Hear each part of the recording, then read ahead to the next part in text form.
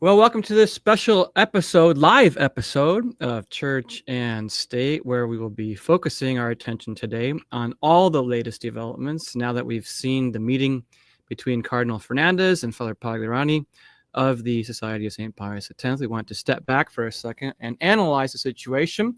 Later today at 8 p.m., we'll do our usual Friday night Trad Watch show, but I figured right now that it would be a good sort of stopgap to visit with and ask one of the most intrepid reporters out there right now who's covering this story.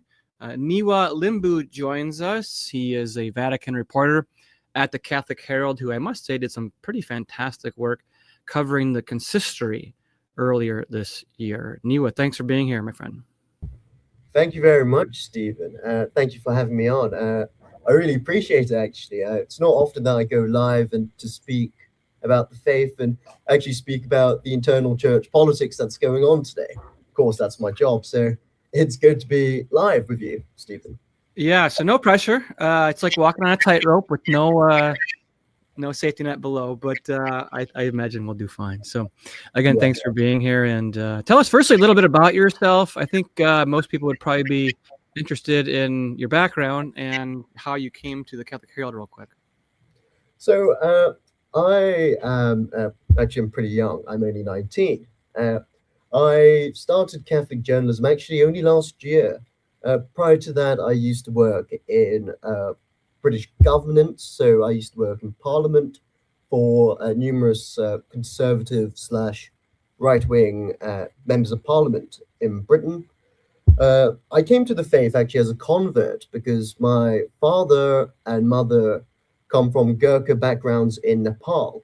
They've, and the long line of my family always been Gurkhas fighting for the British Army. So I came to the faith when I was around 13 to 14 as a natural conservative because the Gurkha ethos is naturally sort of conservative, right-wing, traditionalist. So I came to the position that, the faith is something that I need. We can be politically right-wing, but if you can't have your faith enriched by, what makes Britain and Europe so great, and that's our faith. And, I could have easily copped out and went to the Church of England, goody boy points. But no, I decided that salvation was much important for my soul. So I decided to become a Roman Catholic. And ever since then, I've been fascinated with the internal workings of the church. And I feel like, jumping ship from politics to Catholic journalism has been a dream for me so far. Going to Rome, to report my work. So yeah, so that's just me as basically a summary.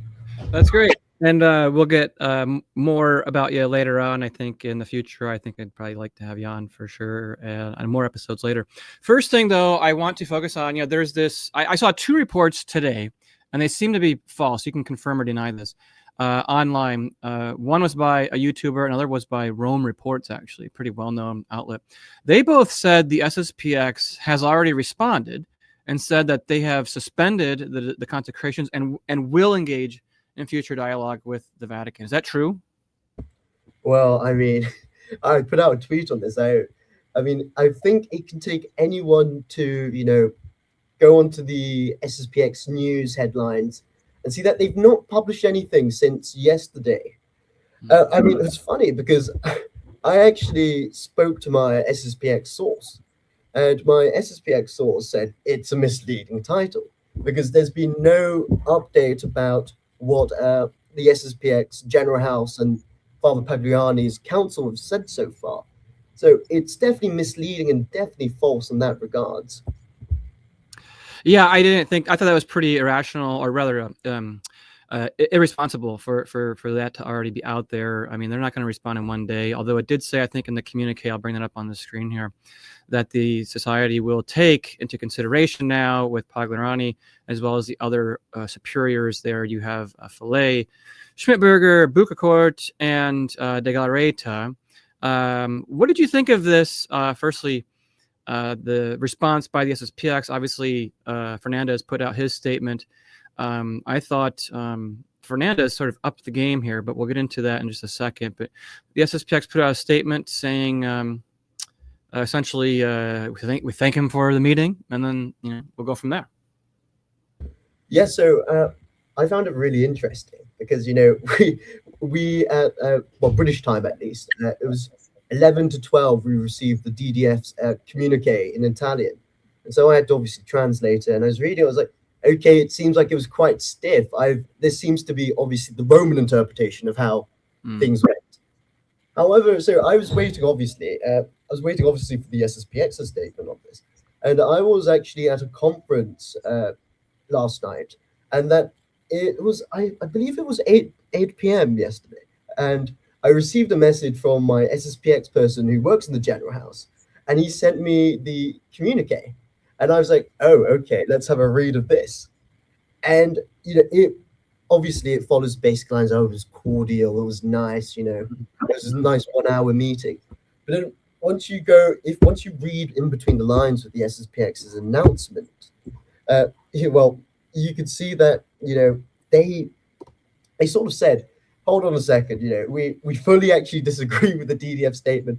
It was funny also because if you read in the section about it being instantly the DDF's communique being instantly given out, there's the sort of saying it was pre-written, it was premeditated already. Yeah, somebody saying that. Yeah, I've heard that too. It's not that surprising actually from Rome, because most things are pre-written in Rome anyways, for the sake of simplicity. And obviously they wouldn't want to reveal what was actually spoken, the nitty-gritties. So the SSPX's response was actually quite mediated. It gave what the DDF wanted, with a slight jab, obviously, for the sake of it.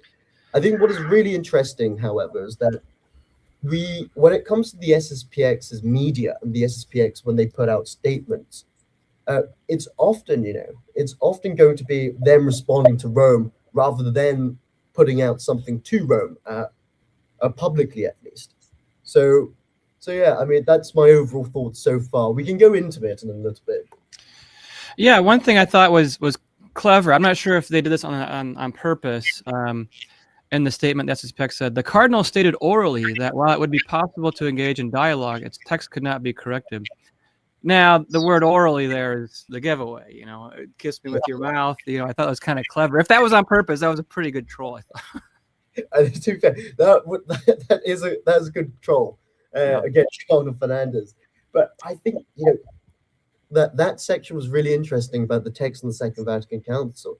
I don't know who tweeted this out, but I added this in my article I did recently for the Catholic Herald, which was published yesterday, and that was, we've seen how this movie ends already. I mean, I think we really have, unless one believes that the SSPX has changed doctrinally their position on few things, then I really can't see how this has changed. I mean, we've even saw where many would say that the SSPX were quite ecumenist. We saw in 2012 that they even disagreed with Cardinal Levada on the issues of the Second Vatican Council, and that they essentially said, we're willing to have dialogue, but we're not willing to actually change the text of the Second Vatican Council. That was really interesting, the statement, because I think it's just lining up for them to say, at least, this is exactly like 2012. They're just going to continue with the consecrations.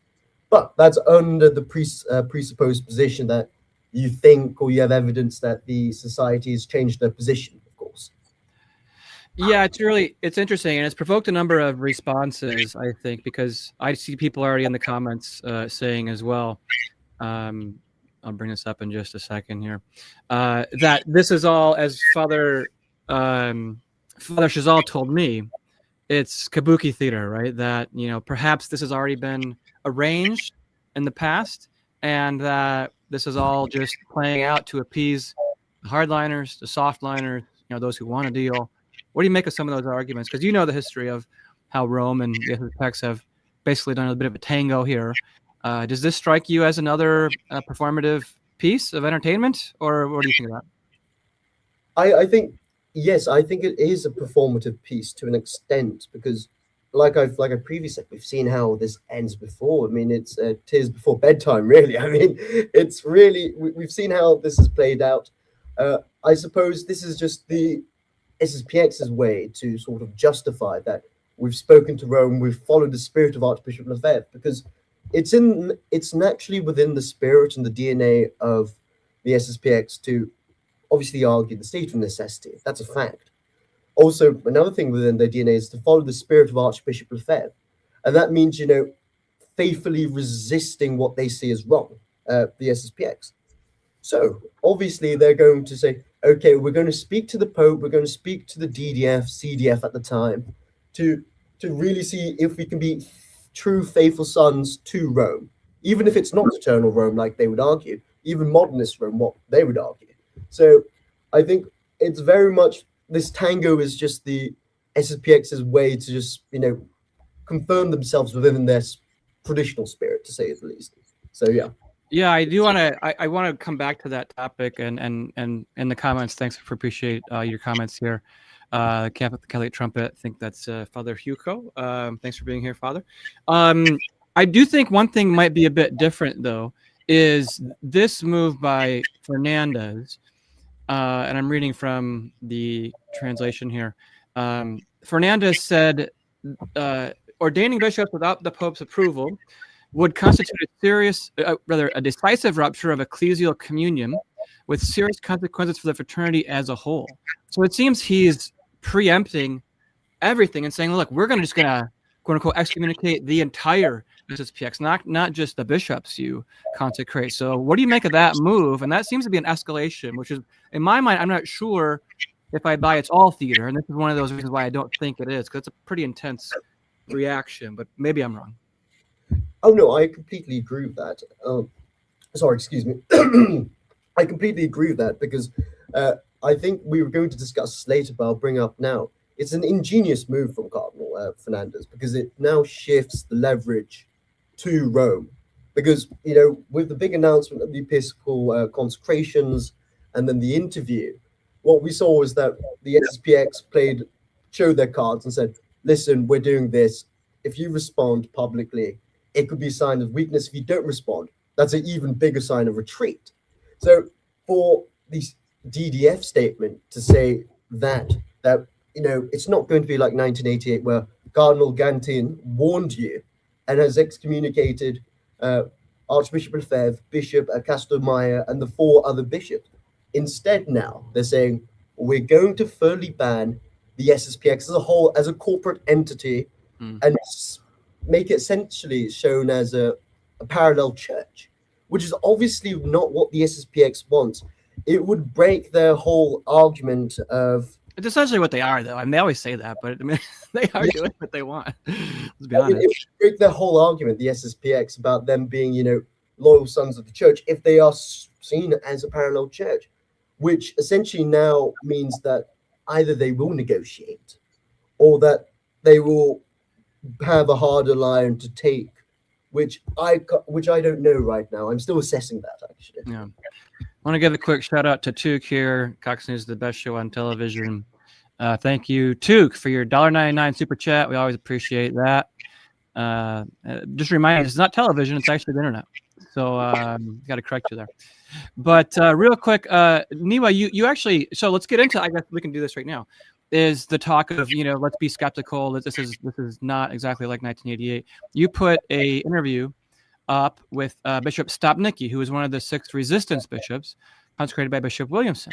And his statement said this. He said, the group holding power in the SSPX have come to stage a drama. Unfortunately, not a good Shakespearean play, but a poor play by Fernandez. They will follow 2 narratives, one for liberals, the other for hardliners. Unfortunately, nothing has changed for many years. Secret meetings with the Roman hierarchy and the search for a practical agreement without doctrinal accord.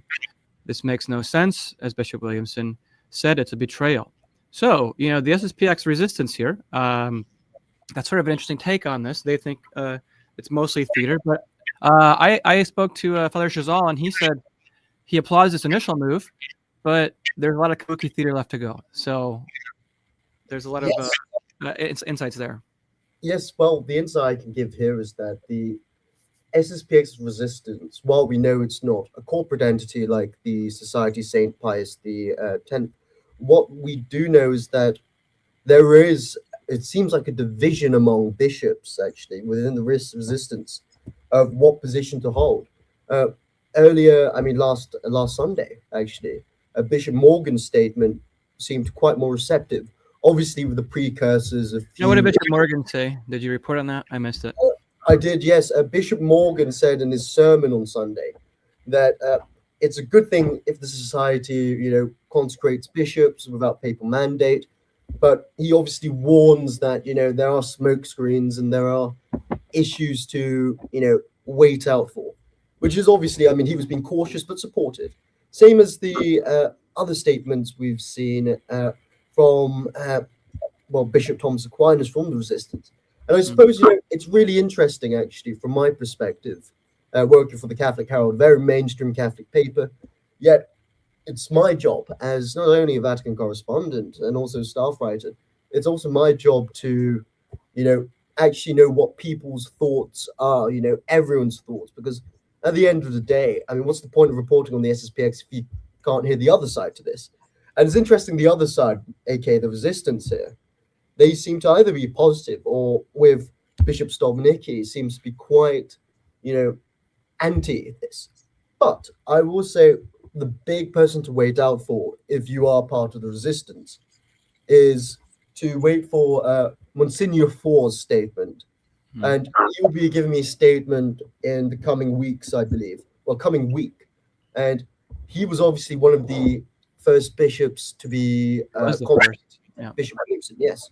And what was really interesting is that the article in response against Bishop Ford and Bishop Williamson consecrating Ford was really interesting because it was from Father Linné. Obviously, Father Linné is part of the conciliatory camp, even though he's quite moderate within the SSPX's hierarchy. But in the original article where they wrote against Monsignor Ford, it said it broke the spirit of Archbishop Lefebvre. They didn't obviously negotiate with Rome. So for him now to see the news of the SSPX's announcement, it's going to be interesting. And I think his statement will probably define what the Resistance will think, to be honest. Yeah, here's the essay here that you put up, or that you're referring to, SSPX. This is not like the others, Bishop Ford. This is 2015. And it's going to be interesting because, I've always said, the SSPX here, and Father Chazal said this too, is doing what the Resistance has done. That survival of tradition is at stake here, and that we need to proceed regardless. Now, in theory, that's what they're saying. Now, they might retract. Again, we know there's potential collaboration here behind the scenes, but at least at the moment, what they're saying, at least publicly, is that state of emergency exists, and we have to do it. So, in that case, then that justifies, I think, in principle, what the Resistance has done. So that's very curious. But I'll just bring up real quick your reference to Bishop Aquinas. And he said here, "We cannot but rejoice at such news. We follow with interest and prayers the unfolding of this courageous decision." But I want to get into actually now the sort of other arguments against this as well. And what I mean is, again, there's if you go on Cath Info for the SSPXers who are watching this and you're not familiar with the Resistance and everything, you're probably not going to know exactly what we're getting into, but it's important to bring this up because it's an alternative view to what you're seeing in Trad Inc. and the mainstream Trad media. And as Niwa said, it's important to be plugged into all these different aspects because there's a lot of different angles here. And we'll bring up Bishop Vigano as well in just a second. But here's a take that I want to see, and I think this goes to your point, Niwa, about how this is potentially, coordinated. And I'll just read this as well. This person, Ladislaw on Cath Info, it's a forum where there's a lot of discussion. I couldn't agree more. They've already prescripted how this will turn out. Governments do this all the time. The SSPX leadership have become more politicians than defenders of the faith. We'll fast forward down here. Rome will acknowledge that Father Pagliarani needs to give the impression of being a strong man for the internal consumption of the public, since he needs to be in a position to lead the SSPX to where they both have agreed long ago that it should. If you undermine Father Pagliarani's authority or perception of authority or credibility, then you're actually crippling his ability to get the job done. At the time they deem opportune, there will be a deal. In reality, behind doors, it's already been struck, where Rome will give permission for certain select individuals to be consecrated, all in the interest of mercy. And he goes on. Basically, the argument is that This is all being worked out, and yes, again, so it's an attempt to mollify the more conservative voices to make sure they don't leave, and to make sure the SSPX is somewhat, approved of, at least indirectly, by the conciliarists. Yeah, no, to an extent that is true. I suppose Father Pagliani has to save face on this issue, uh, and for him, I mean, with obviously, I think the one thing that we haven't spoken about today is the massive precursor, and that being, in order for negotiations to continue, the SSPX must pause their episcopal consecrations. I think that's one thing we missed today, and whether and if the SSPX does do that, they will ultimately, that'll be a sign of retreat from the SSPX, and it wouldn't be favorable upon their position at all. Within Rome itself, the SSPX, obviously the Italians, from my understanding, the Italian media and most of the Italian bishops actually couldn't care for the SSPX. But it's mostly the English-speaking curial priests and bishops and cardinals who have taken an eye to the SSPX issue, because it mostly dominates their countries, the SSPX, so Britain, Canada, America. Yeah. So essentially, I mean, for us, it's essentially, we've got to, well, for us as journalists, we've got to wait and see what goes on. And obviously, it's a condition, it's a precursor condition as well for the SSPX resistance bishops. If, let's say, they announce that, they're negotiating Rome and they're stopping the episcopal consecrations, obviously the resistance bishops won't be too happy about that. So it's all based on what ifs and buts, all of this. So yeah. What else has the reaction been to this? I know there's been a lot of clergy and as well as laypersons who've weighed in here. What's the consensus? I mean, there's so many different angles. I mean, I saw Una Voce put out a statement. Bishop Vigano weighed in on this. You're getting Taylor Marshall just did a video the other day. It seems there's a lot of different reactions to this, and actually pretty fairly predictable responses, I would say, because we know where people are sort of at. But first, what has the reaction been so far? Again, it's only been a couple hours, and then we'll get into some other topics with the actual reaction too. Well, I've been speaking to bishops on the ground, and I've been speaking to few bishops within the Anglo-speaking countries. And from what I've gathered, the Anglo-speaking bishops, especially the diocesan bishops, they don't really want to comment on this because they are sort of afraid of the whole situation. Once it includes the curia, it's something they don't want to be involved with, obviously. But I think what's really interesting with all of this, with the statements here, is that what you're finding out is that lots of liberal bishops and lots of liberal cardinals who I've spoken to, they seem to not actually, I mean, obviously they would say that the SSPX is in schism, but what they would say is that, oh, we've had dealings before with the SSPX. I've let the SSPX set up stuff in my archdiocese and diocese, really. So it's really subjective on how the bishops see certain positions. There's a bishop who I'm not going to name, but he told me frankly that to pray that Pope Leo allows for the consecrations to happen even without a mandate or with a mandate. So there's some bishops who are really sympathetic to the society, but then there are bishops obviously who aren't sympathetic at all. So yeah, Bishop Strickland issued a statement similar to that. I think it was sort of middle of the road, just saying, look, state of necessity exists. It's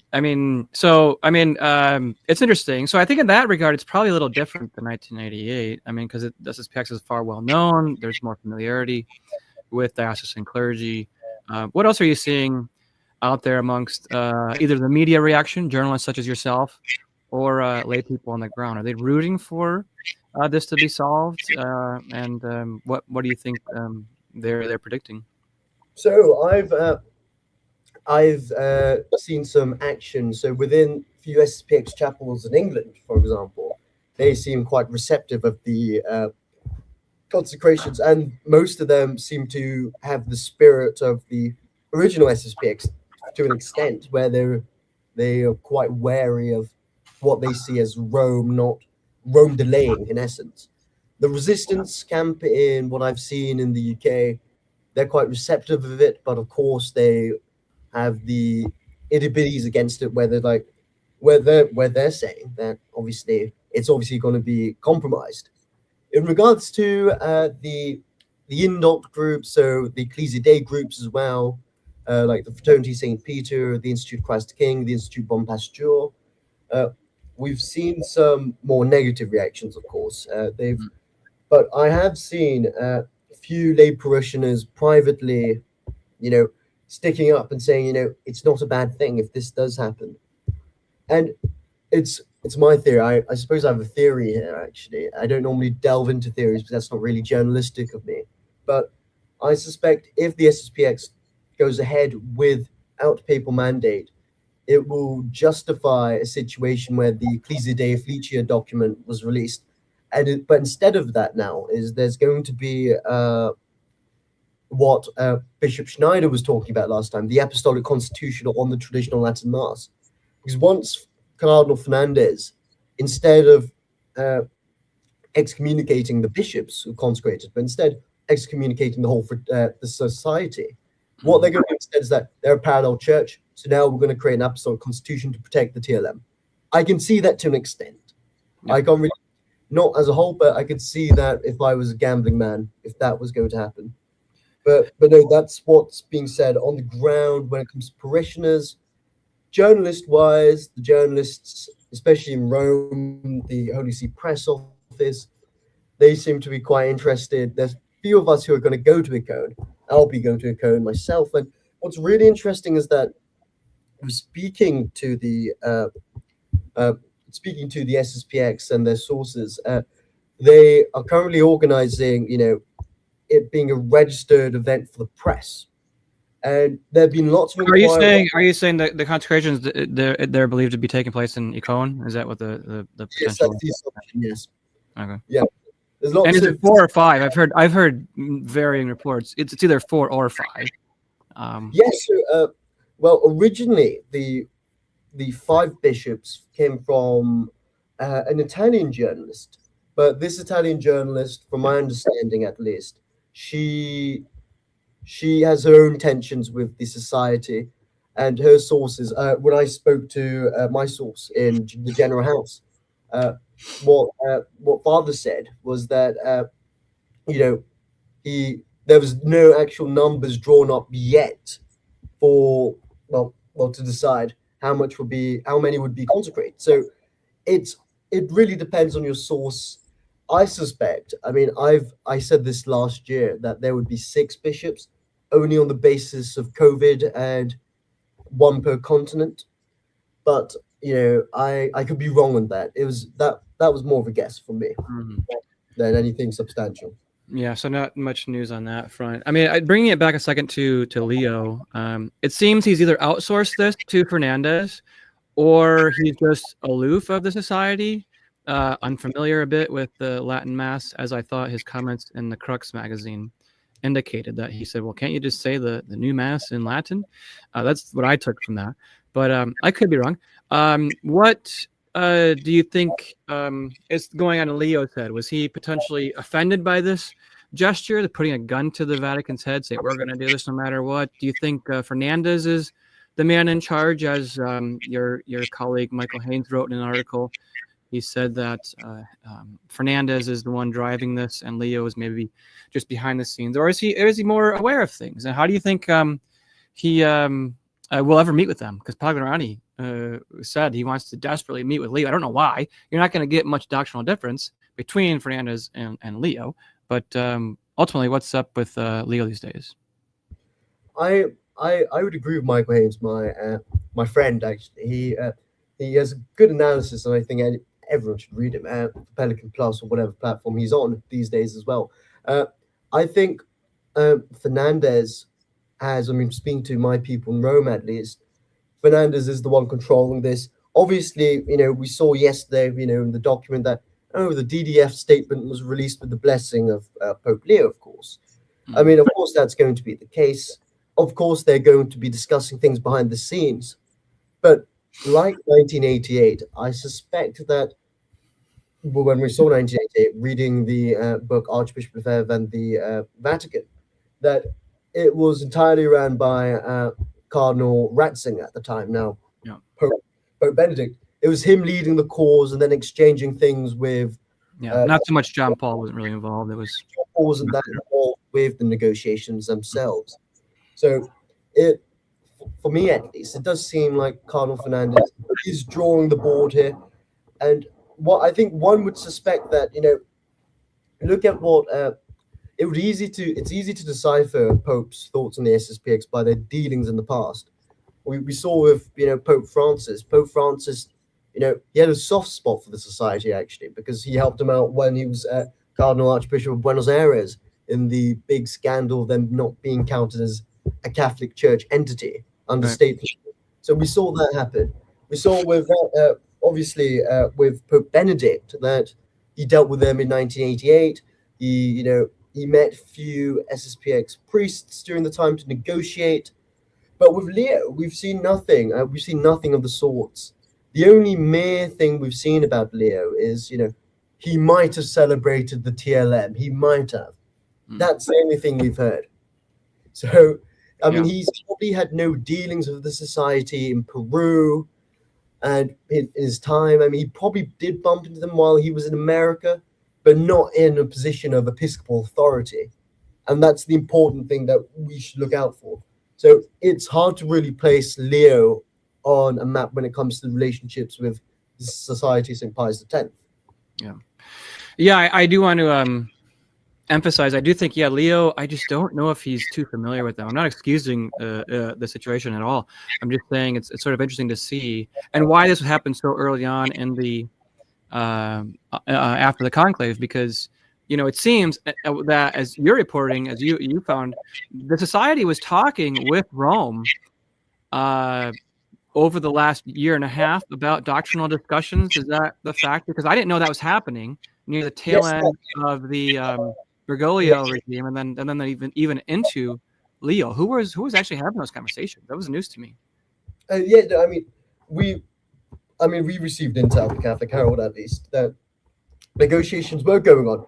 And actually, funny enough, what were they talking about? Was it actually about what Fernandez says here, like about degrees of adherence and just non-infallible parts of Vatican II? Was that what they were discussing? Because in April of 2013, that was the whole controversial point of the doctrinal preamble with Fillet was like, we accept 95% of Vatican II, read in light of tradition. Can you say any differences between then and what was being discussed now? Well, I can say for certain one of the main things that were discussed in last year's negotiations was actually the topic of bishops. Bishops was one of the main topics that they were discussing.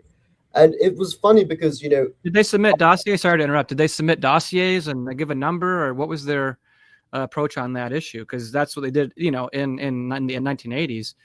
Ratzinger agreed to one in principle, and presumably the others that Lefebvre was submitting weren't acceptable. So, too hard line, I think, was what they were saying back then. To my belief, I believe that they didn't get to submitting numbers. Now, I did report, I believe, earlier last week that the SSPX had 12 names already shortlisted, and that is true for a fact. I spoke to someone that they had names ready for episcopal consecrations, but whether that was submitted to Rome or whether that was internal, I don't have a definitive answer to that, and I don't want to mislead people. But there was 12 names already ready for consecration, from my sources at least. So I heard there were 4 groups of 3 potentially. So you could have, in theory, you'd have one American, one French, one Spaniard, one British maybe or something. Is that kind of how that broke down, or how'd they get 12? Actually, that was one of the things I was trying to communicate, trying to get an answer with, because there was actually no breakdown, from my understanding, whether or not it was geography, position they have in the society, whether or not they're new, young, age. Yeah. There was none of that.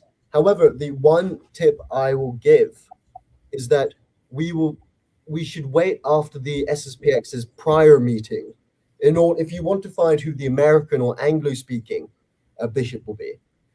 If they get selected as a new position as a prior, that could indicate something. So it will be important to wait for the new reshuffle, the SSPX reshuffle in the United States of America's district. So yeah.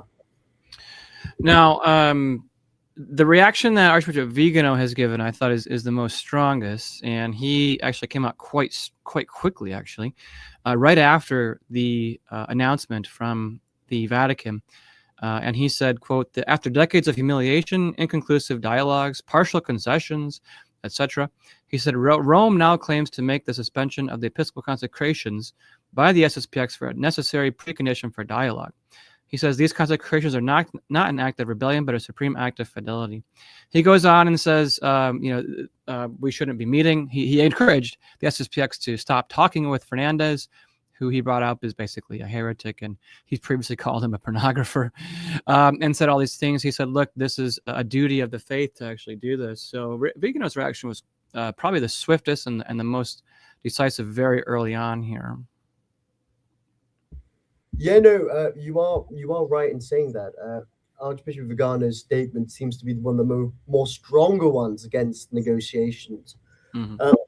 I don't have much to say or think about Archbishop Vigano, but I would say that he probably, in his head at least, if you look at how he believes Rome has treated him unfairly, he probably, like Archbishop Lefebvre to an extent actually, both men were treated in how they see it as treated unfairly. So I to an extent can sympathize with Archbishop Vigano about not trusting Rome, like Archbishop Lefebvre in 1988. But obviously, I'm not Archbishop Vigano, so yeah.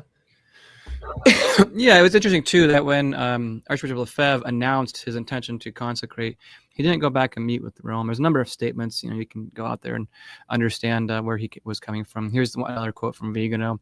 He said, "It's understandable society wanted to manifest union with the Apostolic See, but the objective gap cannot be bridged to administrative means. They are dealing with officials who no longer profess the Catholic faith and who aim to demolish the Holy Church." So again, doubling down, which I think is the most mature thought of Archbishop Lefebvre there, saying, hey, look, it's a dialogue of death. And that's the thing. Where do you see things going from here then? Will, it's a very big prediction. It's very hard to see, but you're a bit more on the inside. When do you suspect an answer might come? And the big prediction is, well, how would they respond? I suppose, depending on either way, how they respond, we'll know if this is kabuki theater or potentially if it's more not planned. I mean, I may have my bias. Obviously, it's a bit hard, as a journalist, not to put biases into this. But I personally believe that the Society of St. Pius X will not engage with further discussions because it's ultimately, I said this in my article, it's a sign of retreat for them. They don't want to be seen in the back end. But at the same time, like we rightfully mentioned, that the whole fraternity would be excommunicated, and that would ruin and destroy the whole idea of them saying, oh, we're not actually in schism, which is one of their main talking points. Mm-hmm. So I would suspect that they wouldn't negotiate. I made a tweet about this actually. We are currently in 1987. We're not in 1988 yet. Once the SSPX rejects this, rejects the DDF's proposition and terms to drop the episcopal consecrations, then we'll be in 1988 where things will be ramped up. And I suspect the DDF will continue to speak to Rome. The DDF will continue to speak to the SSPX, even if they say, sorry, we don't agree with this dialogue thing where we just talk to each other. Yeah. Because for them, how they would see it as, they would say, hold on a second, we're not even going to get a concession of, changing the Second Vatican Council or actually, wanting us to have a traditional interpretation of the magisterium, which is ultimately the SSPX position. So they would obviously probably say, no, we're going to continue the mission and legacy and the spirit of Archbishop Lefebvre like they've always done in the past. I would, to be fair, however, this is the big if, maybe if it was, let's say, Father Pfluger, for example, or Bishop Villay, who's still the superior of the society, maybe we could see negotiations continuing. I think that is the main sort of thing difference, because it's Father Pagliani. He seems to be much more hardline than the other sort of establishment SSPX priests. If I am correct in speaking, he used to go to seminary for the IMBC, the set of probationist group in Italy, those lots. So I think he is somewhat. To visit and speak. Not he didn't study there. Correct. Oh, I thought he studied there. Oh, I don't know. It'd be news to me. I'm not fully up to date on his past. So I believe he did study there, unless I'm getting that wrong. But so he's much more hardliner than the others. But no. Yeah, it's interesting. I mean, he's sort of a perfect compromise candidate, because I know Tissier and de Galarreta backed him as seeing him as more of a hardliner, and obviously de Galarreta is the first assistant at the moment. But in the past, Father Pagliarani supported and defended Bishop Follet at a previous chapter meeting when the preamble, the April preamble of 2012, I think, was leaked. And it was, upset many, I think rightly so, when His Excellency Bishop Follet was pushing hard for some sort of recognition. But in any case, I think to the point, if they come out, let's say even next week, Monday, which might well happen, they said in their communique, we just want to have a couple of days, right? And they say, well, we find this inadmissible, right? Non-possumus. We cannot continue with this. We're going to continue to go ahead.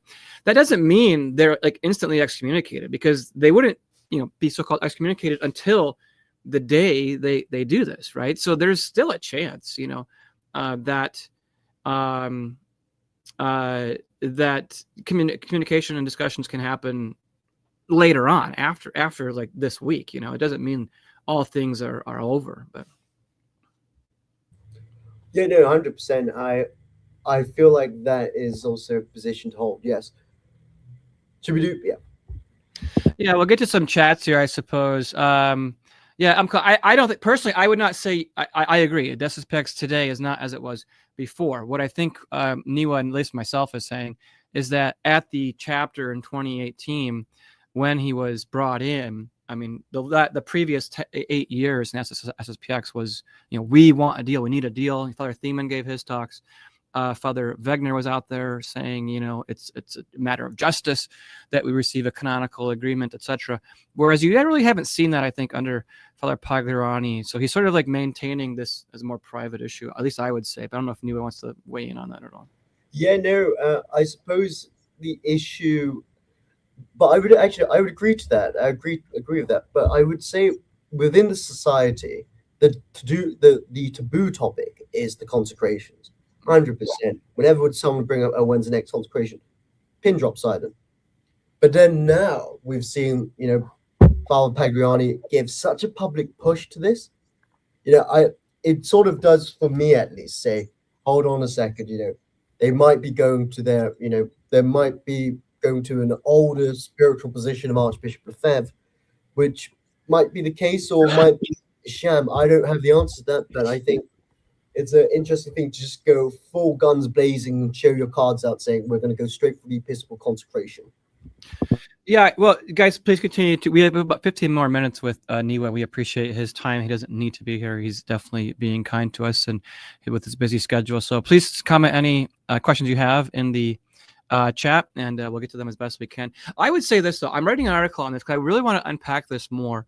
I think this is like the Neo-SSPX potentially growing a spine and actually doing what Lefebvre did. So I put this out in a tweet just last night because Lefebvre, he often denounced, and actually Sean Wright of WM Review pushed back against Kennedy Hall's argument on basically, look, because the Neo-SSPX and the semi-trad movement would say this, that the consecrations aren't a schismatic act, that we're just doing this to save souls, that we want to try the experiment of tradition, right? That's sort of like their approach. But what Lefebvre said in the years leading up to consecration, I mean, over a decade, he said, these are imposters. They oversee bastard rites in the church. This is a conciliar church that separates itself off from the Catholic Church. And when you read the Operation Survival sermon, he's saying this is like, this is a imposter, excommunicated group. And then after the consecrations in 1988, you saw the superiors themselves actually say, "We are proud. We stand with this mark of honor to be excommunicated from this conciliar institution." And now the argument's a bit more nuanced. It's a bit less intense, if you will, because a lot of people are saying, well, they can stand by and allow the Chinese bishops to be approved. The Vatican, if they will extend ecumenism to LGBT, they should certainly apply it to the SSPX. It's a different argument. And I think that's what's lost here, that the SSPX is like sort of stumbling into the necessity to do this to save face. But it's through a different argumentation. That they will say now, again, that we tried to exhaust our options with the Vatican. They simply didn't do it. We're not trying to be schismatic, etc. But again, the old Lefebvre, the most mature thought leading up to the consecrations was the hierarchy is schismatic. They have broken with the church. And this is what I think you see in Vigano's statement, where he pushed back very hard. He said they are the ones in irregularity. It's the Vatican. And yet, at the same time, Father Pagliarani, in his interview right after this all came out, said the words, "We are in an irregular canonical situation." Why would you say that? So it's sort of like, to me, it's a newer, softer version of the SSPX, somehow like having to do this, which they've tried to avoid for many years. But it seems they're going to have to do it. And the reasons they're invoking to justify it are a little different to me. But I could be wrong about that again. I think that's sort of my big picture takeaway, how this is pretty different in terms of arguments and tactic than 88. Oh yeah, 100%. The tactics of 88 are it's a different playing field. There's a famous quote by Arthur Wesley saying he won the Battle of Waterloo on the cricket fields at Eton College. But instead of Eton College here, it's the Roman courts. And we discussed this earlier, actually, before the show, that the SSPX cannot beat the Romans at the game that they've been playing for such a long time. I mean, they've been negotiating with groups for ages. I mean, they've been there since the Romans, really. So, I mean, the Romans themselves. So, for the SSPX, the best possible solution to answer one of the questions, actually, that I think Jacob put up, I think because Rome, they know what they're doing. They know 100% what they're doing. They've played this game before. But with the SSPX, they want to save face, obviously. So I do think I think I spoke about this earlier. The SSPX will go ahead on July the 1st, unless something is given heavily in favor of the society, and unless maybe if Cardinal Fernandez says, maybe I was wrong, maybe we can discuss about traditional magisterium, which isn't that impossible if you look at the way synodality and ecumenism is being used as a political tactic in Rome. Maybe that could happen. So do you think then, two questions, and we have about maybe 5 more minutes with Niwa, so please ask your serious questions if you have any in the comments. Does, as TLM Ryan say, the SSPX, Rome fears the SSPX, that if they excommunicate them, they have the numbers on their side, right? They're growing regardless of the excommunication status. You have folks going to resistance as well as sedevacantism. So does Rome fear any backlash from excommunicating that? And are you trying to say here then that they don't want to necessarily push ahead with this? If I was Rome, I wouldn't fear them at all. I have the institutions of the church's offices on my side. I mean, I'm Fernandez. I'm sitting here with the Holy Office, at least what used to be the Holy Office. Now it's the Unholy Office, obviously, behind me. I could do whatever I want. So, and we have, captured the institutions, the seminaries. I mean, look at Hicks in New York, an acolyte of Supich. What's the view from Rome, do you think, on all this? Do you think they want to do this? I think Rome realizes that as much as institution they are dominant, there's all the facts are there 100%. I think they realize that the SSPX has soft power within the church, within the church hierarchy, and we've seen them influence cardinals of the past like Cardinal Gagnon, Bishop Lazo, even people who don't like Bishop Vitus Hunder. Bishop Hunder, was a great example of the soft power of the society which it held. Same as the likes of Bishop Schneider saying that the SSPX is not in schism. Same as, like, your Cardinal Gagnons of the past and Cardinal Oddies of the past. They all held the position that, the SSPX is there for good, and that they do have not a blind following of clerics who are within the ordinary church, but they have they've sympathizers, which is probably something which Rome fears that they're either going too hard on, or if the SSPX does something, it will, well, what Rome would see as, if the SSPX does something, they'll be like, hold on a second, maybe we're doing the wrong thing here. But obviously, if you are, Cardinal Fernandez, you're going to be like, bruh, like, let's be real. If you are Cardinal Fernandez in the situation, you're going to be like, bruh, I mean, we've been in the church for 2,000 years. I mean, this is probably a small stepping stone, but a hurtful stepping stone for them. Yeah, it's interesting. There's a lot of angles there. I think, well, Huander, look, I mean, my view of Huander was he was always an infiltrator, to be honest. He was sent by Francis to, go there, figure out, and probably relate details, and to sort of to enculturate them, because, if Huander's in there and, this normalizes SSPX, Novus Ordo, clergy, that's going to sort of divide. And then you saw that division. I spoke about this with Father Chazal, and he said there were some French clergy who said, we don't want his wonderful oils. And so I think that's the other part of this as well. Will any of this, or the support, so-called the soft power that you speak about, will that dissipate after, let's say the Vatican says no, the SSPX says yes, we're going to do it, and let's say there's an excommunication. Will those alliances, so-called, basically come to an end, or will there be more? Because again, this could happen. I just don't see this going away. I see the SSPX in the next couple of years, even if they are excommunicated, still wanting to be rid of this excommunication and have a deal of some kind. I just don't see it going away. Yeah, I mean, unlike this is what we need to keep in mind as well, is that if the consecrations go ahead and the excommunications happens for the whole society, I believe, to be fair, it could be a catalyst, because the reason why, even after the excommunication of Archbishop Lefebvre, the reason why he still had sympathizers within the Roman Curia was because he was there. I mean, he was one of the council fathers. He had mates within the Curia, and at his death, well, not his deathbed, sorry, at his grave, Cardinal Oddi was there, and he signed Mercy Monsignor to say that sympathetic to a man who was outside the church, who was obviously his friend.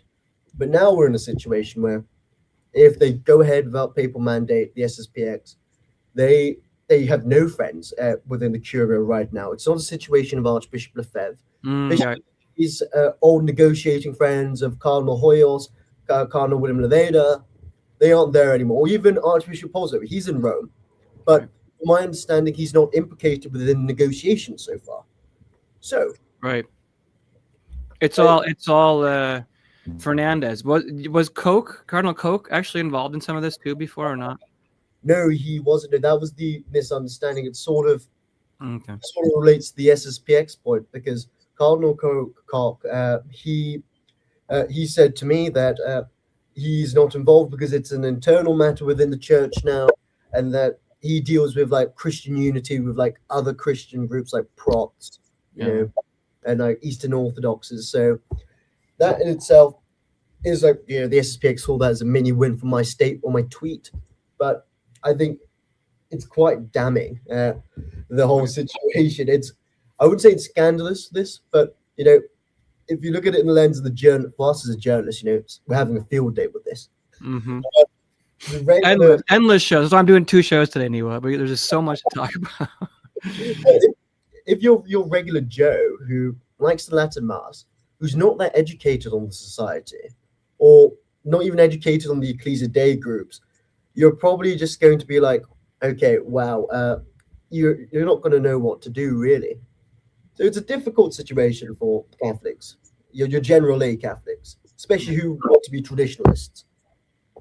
Yeah, I think once the announcement, will they do this on their own, and then who are the candidates? I really wanted to see who they choose, because I think there's a lot of folks who are rightly concerned with probably some of the top names in the U.S. who I've gone over in previous shows. I needn't mention them here. I think they're seen as more moderate, very pro-accordist options, and it'll be interesting to see if behind the scenes, let's say those names are already chosen, Fernandez is aware of them, and again, this is all just theater, how this will all shake out. I think ultimately the most important thing is the clergy they do name. You probably don't have any insights on that, but we'll just keep you for a couple more minutes. Do you have any thoughts on that, or the direction things might probably go, other than what we talked about? That's really interesting. I was going to bring this up actually in the earlier point about the groups of 4, 3, 12 candidates, and in the sense that it could have easily been done based on the SSPX's ideology and where you stand on pro-accord, not accord. What's your thoughts on the Novus Ordo? Real quick, I have to interrupt. Sorry, I just heard from a society priest that Pagliani will not be dialoguing with the Vatican, and that there will be 4 bishops. That's breaking news. I just received news of that. So. Oh, okay, exclusive. There's an exclusive here with Cox.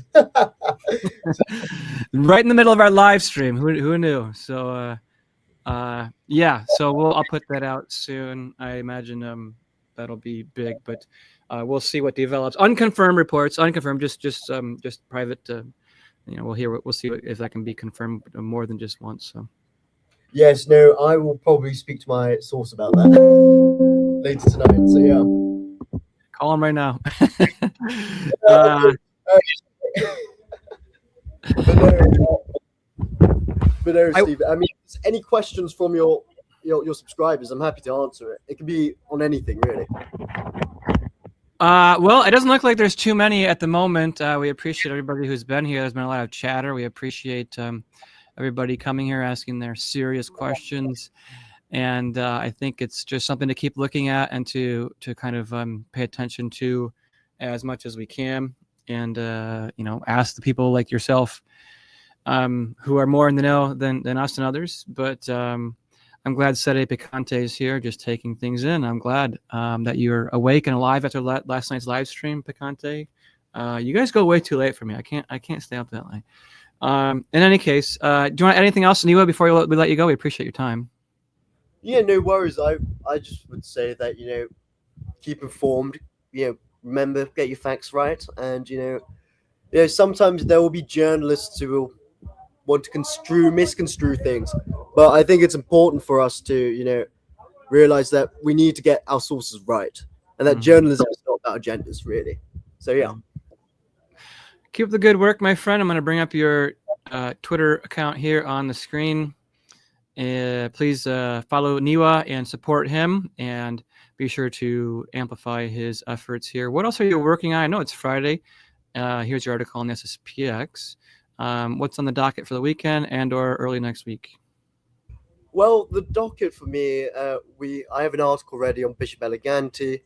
He's kindly asked for me to do an article on a few of his articles. Now, he's been pretty critical, yeah. Yes, he's been pretty critical. So I think it would be somewhat decent to get the opinions out, obviously. It would be good to get Bishop Eleganti's pieces up for the Catholic Herald. Also, my docket, there seems to be few shakers and movers in Rome. There was also the announcement of the new deputy, the deputy nun of the Holy See Press Office, which is interesting. So yeah, but no, so that's all on my docket. It'll all come naturally. That's journalism. That's how journalism works. Right. No, keep the good work, and we appreciate your time. Thank everybody for being here for this live stream. We're going on an hour, the 3 o'clock hour. Do say a prayer, and we will see you all tonight at 8 p.m. Eastern Time for Trad Watch, where we will be discussing the Carrie Prejean Catholic Zionist issue, as well as what we just heard today here, talking a bit more about SSPX and Rome. And then lastly, we're going to talk about integralism and Americanism, 2 topics I think are important for the future of the faith as we continue to go forward and try to construct as best we can the Catholic world order and the counter-revolutionary movement. So thanks again, everybody, for being here for this special live episode of Church and State. Thanks for the super chat, Took. We appreciate you always. See you all tonight. Take care, and God bless. God bless.